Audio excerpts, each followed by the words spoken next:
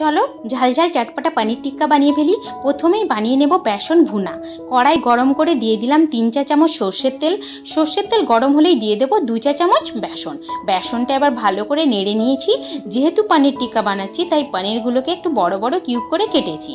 তার সাথে পেঁয়াজ আর ক্যাপসিকাম কিউব করে কেটে নিয়েছি। এবার একটা বড় বোলের মধ্যে দিয়ে দিলাম টক দই, হলুদ গুঁড়ো, লঙ্কার গুঁড়ো, জিরে গুঁড়ো, ধনে গুঁড়ো, চাট মশলা, পরিমাণ মতো বিট লবণ আর 1 চা চামচ সর্ষের তেল।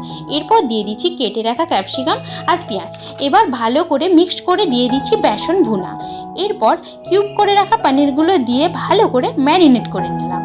এবার ওভেনে চারকোলটা ভালো করে পুড়িয়ে সিলভার ফয়েলের মধ্যে চারকোলটাকে রেখে ওপর থেকে 1 চা চামচ ঘি দিয়ে 20 মিনিটের জন্য ঢেকে দিলাম, যাতে চারকোলের ভাপে তান্দুরের ফ্লেভারটা আসে।